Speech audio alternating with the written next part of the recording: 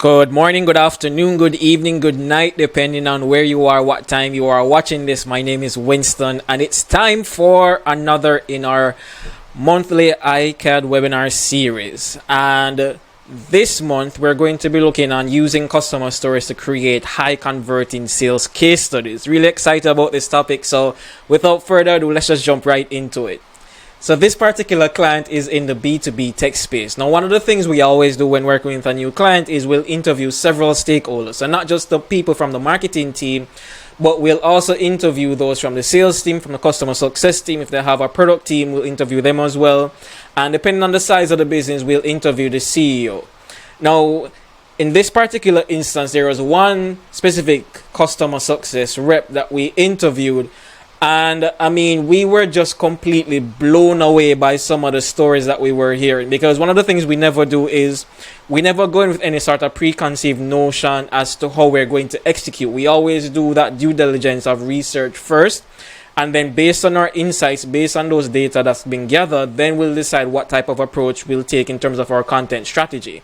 So in this particular instance, this company had some amazing stories, amazing success stories. But not only did they have amazing stories from the customers that had bought from them and done business with them, but a lot of these, well, let me not say a lot, but a few of them were really raving fans, right? Which complete, and the reason why I'm saying, I keep repeating that it blew me away, is because they have such a powerful asset in these raving fans, but yet they weren't utilizing them, right? They were still executing certain brand awareness and lead gen campaigns to reach cold audiences.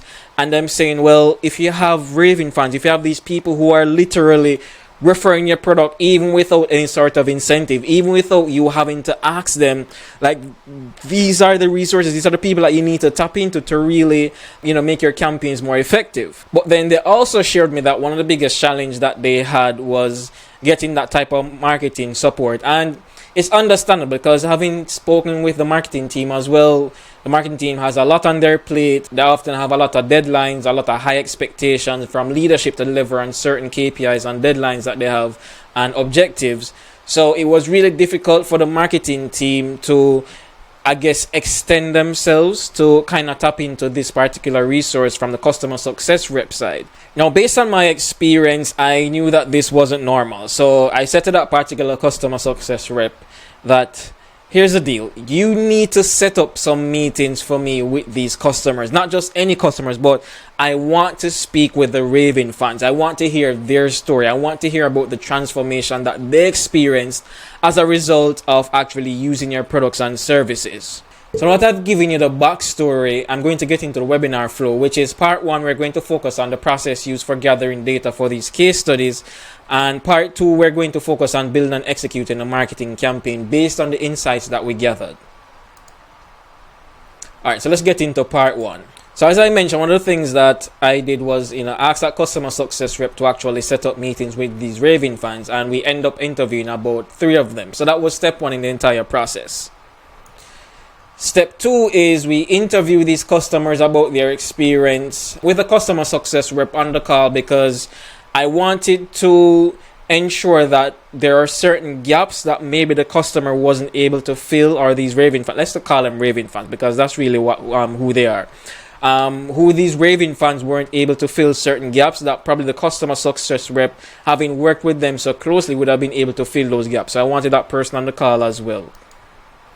Step 3 is we sort through the notes from the call to identify key insights. Step 4 is we created those case studies using the story brand framework, which I'm going to get into later on.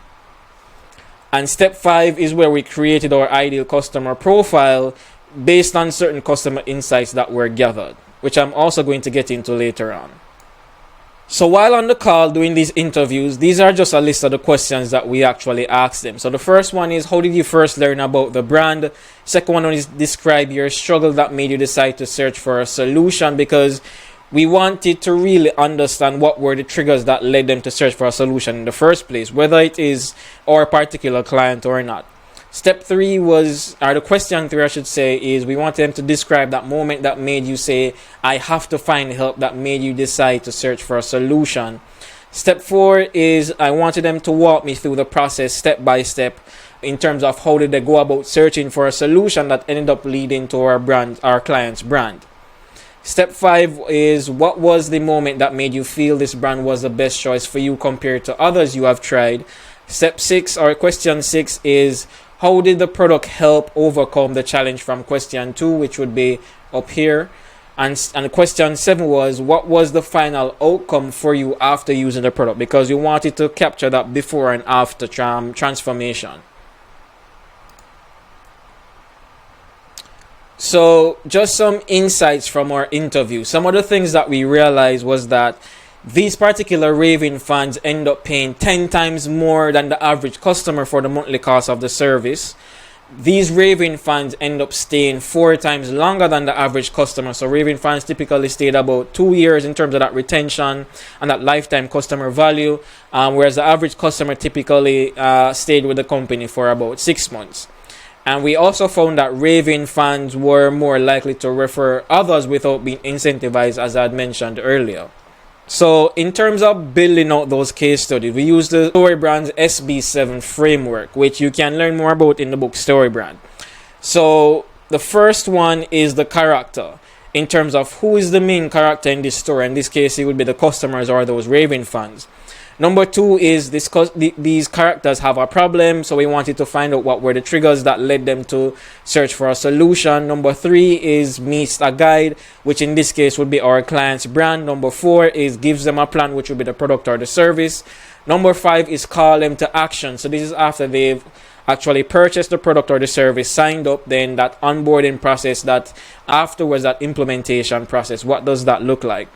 Step 6 is to avoid failure, because they had tried other solutions before, it hadn't worked out. So they have a customer support that actually guides them and helps them throughout the entire process of actually implementing this particular product and the service that actually complements the product as well. And then 7 is the ending success, where we talk about the result before and after in terms of what was that transformation and what did it look like. And in terms of creating our ICP, or ideal customer profile, these were the qualification criteria that we have. So we have the demographic info, which is the age, range, profession, income level, location, gender, psychographic info, triggers, which are the triggers that led them to search, their motivations in terms of what do they hope to achieve, what motivates them to actually search and try to find a solution, their fears and anxieties in terms of what may actually prevent them from moving ahead with a solution, their aspirations in terms of what are they working towards, whether in their job or in their personal life. Then you have the behavioral info, which is the jobs to be done in terms of what are the daily tasks or activities that they were doing in terms of trying to achieve a particular outcome. The current solutions that they had come across, that they had tried, that probably didn't work out for them. The current problems that were associated with those solutions, or regardless of a solution that they had probably come across before in trying to achieve that particular outcome that they were after. And what are some of the alternatives that they tried before actually coming across our client's brand. Alright, so part 2, we're going to talk about building and executing this particular marketing campaign. So one of the questions that we had was, what would our go-to-market content strategy look like? So we gathered all these insights, we built our case studies, we built our ICP. Now, how do we actually execute on this to actually attract more raving fans, or people who would fit the profile of a raving fan, to generate qualified leads and eventually convert those leads to actual paying customers? So we decided to take this approach, which is pretty much like a 90-day execution campaign that we did. So the first thing that we did is we identified pipeline channels. Now, how we went about, well, before I actually explain that, what I mean by identified pipeline channels is which particular channels, or what particular channels did leads come through, or qualified leads come through in the past that led to them becoming a customer. So was it social media? Was it they did a Google search? Was it through a referral? So when I say pipeline channels, that's what I mean by that. So we included a field on their lead generation form that says, how did you hear about us? And one of the things that we identified was that majority of the qualified leads were coming through Google search. So right away we understood that, all right, Google in terms of SEO, in terms of paid search, in terms of SEM, that's what we need to really focus on as our main channel and our main execution strategy in terms of how we will bring in more qualified leads through this particular channel.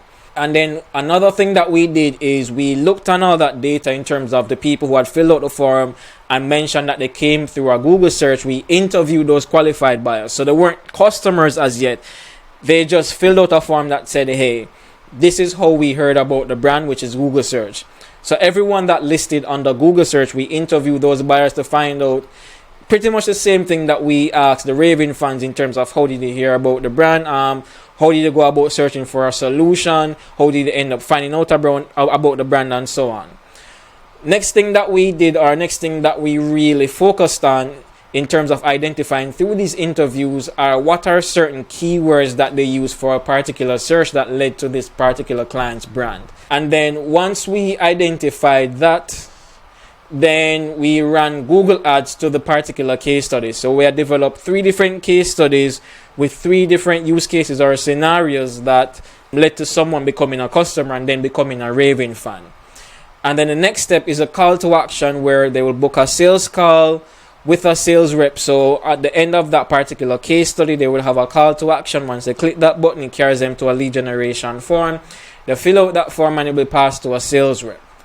Now, one of the things I want to mention that I didn't before, 2 things actually, is you'll notice here it says bottom of funnel execution and top of funnel execution. Now, the reason why it says this is because we really wanted to focus majority in terms of what our main focus was just getting customers, right? We weren't trying to create brand awareness necessarily, even though that did happen. We weren't focused on engagement and so on. The main priority for us was creating that bottom of funnel content, which would be the case studies, driving traffic to those case studies, and then converting those to qualified leads and those qualified leads to actual paying customers. And right here where you see that it's highlighted in orange as opposed to the rest of the entire process that's highlighted in blue, this is where we actually started our 90-day execution. So everything that you see here before was just us, as you could call it, pre-campaign prep that we did. But the 90-day execution for these particular Google ads really started here. Now, after the first 30 days, we realized we were getting some positive signals. So we decided, hey, let's also execute a top of funnel execution with this in terms of content that we can create just for brand awareness. We're not necessarily expecting leads to be generated from this particular top of funnel campaign that's running parallel with the bottom of funnel execution. We're just trying to develop some brand awareness because these stories were so amazing that we wanted to get them more out there. So we repurposed many aspects of the case studies for organic social, meaning we repurposed certain things. We would have created slides, we would have created videos. So the customer service rep would have interviewed that person for her to share her stories of what it was like working with these particular customers. And so we would cut those up into clips and we use them to post across social media, organic, really to drive that brand awareness, that engagement. And we also ran social media ads to the case studies as well. But as I mentioned, the goal for this particular execution, for the top of funnel execution, wasn't to generate leads. Did we generate some leads from them? Yes, we did, but that wasn't necessarily the focus. We really want to focus our lead generation execution on the bottom of funnel, which would be the Google ads that we ran as a tactic and the Google search as a channel to execute this bottom of funnel execution. So these were our results after 90 days. We had a 125.8% increase in web traffic to the website, and we increased conversions, that is qualified leads to actual paying customers. We increased that from 12.6% to 25.4% over that 90-day period. So it was an amazing campaign, but it just goes to show that when you actually have raving fans, when you actually have people who are ecstatic about your product or service, so much so that they're willing to refer your product or service to others, then you really need to capitalize on these particular stories to really exemplify and amplify what you're already doing with your marketing and sales executions. All right, ladies and gentlemen, that is it. This was a pretty quick one. I must admit, it was a quick one, but definitely enjoyable. Hope you got some value from this. If you have any questions, feel free to reach out to me, Winston A. Henderson. That's the name you can search for on LinkedIn to reach out to me, connect any questions you may have. Follow me as I post content Monday to Friday, right around 7:30 thereabout, of more valuable, helpful content that you can use to help fuel your revenue growth with content marketing. And you can also check out our website, icadmarketing.com, to really see if we can help you with any sort of content marketing execution, or just to have a quick free consultation where we'll go through your website or your social media presence and kind of give you some advice on how we think you can actually improve your web or social media experience or presence to help improve your results with your marketing, or specifically content marketing, that is. So again, take care and all the best.